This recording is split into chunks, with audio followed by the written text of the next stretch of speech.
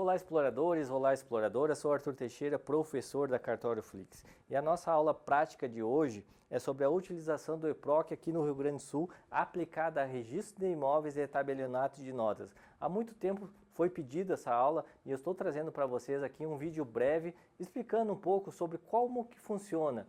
Você sabia que muitos erros graves em cartório não acontecem no balcão, mas sim na leitura errada de um processo judicial no EPROC?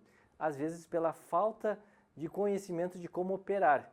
E hoje eu vou te mostrar em poucos minutos o que o escrevente precisa observar no EPROC para proteger o registro de imóveis e o tabelionato de notas. Mas se você quer assistir essa aula na íntegra, vá até a Cartório Flix, entre na nossa plataforma, lá tem todo o conteúdo explicadinho, bonitinho. Se permanecer as dúvidas, chama lá. O EPROC não é um sistema distante da nossa rotina. No registro de imóveis ele muda a matrícula. Já no tabelionato ele pode permitir ou impedir a lavratura de um ato. E o problema começa quando alguém lê rápido demais, presume demais e cumpre uma ordem que não está clara. Esse é o erro mais comum e é o que pode trazer consequências graves para o tabelionato ou para o registro, certo? E eu vou te dar um exemplo clássico aqui, um exemplo que a gente vê no dia a dia.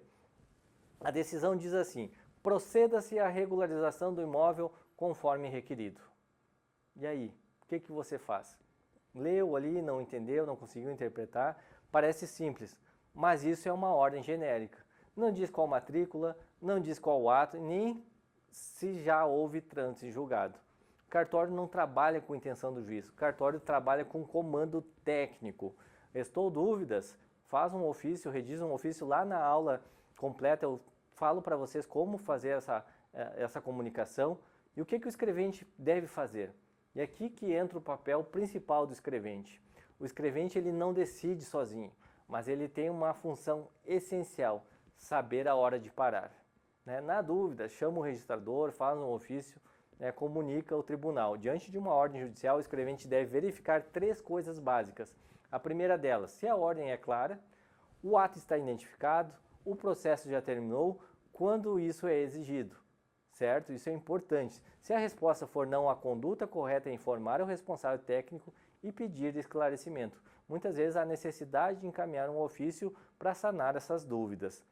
Outro assunto importante que eu trago na nossa aula é a diferenciação da atuação no registro de imóveis e no tabelionato. No registro de imóveis, o maior risco é registrar-se em trânsito em julgado. Vejam que perigo. Já no tabelionato, o erro mais comum é tratar alvará como autorização genérica e alvará não é cheque em branco. Eu falo sobre isso em nossa aula. Em ambos os casos, quem erra não é o sistema, é a leitura apressada ou a leitura incorreta do ato. Se você tem dúvidas, interpreta, pede ajuda do colega, chama o registrador, chama o tabelião, mas não faça o ato. Acompanhar o EPROC não é para cumprir ordem rápido, é para cumprir corretamente. Sempre que houver dúvida, a regra é simples: parar, informar e registrar internamente. Isso é importantíssimo, tá, pessoal? Isso não é excesso de zelo. Isso é exercício correto da função dentro do cartório.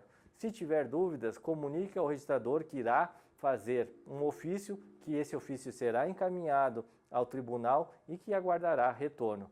Lembrando das questões de abertura de protocolo, dos cumprimentos internos, restando dúvidas, para o ato, aciona o tabelião, aciona o registrador, mas não executa se houver dúvidas. Quer saber um pouco mais sobre a utilização do EPROC dentro de cartórios? Assista a nossa aula na Cartório Flix. Lá tem a aula completa e, permanecendo dúvidas, eu sigo à disposição. Até breve!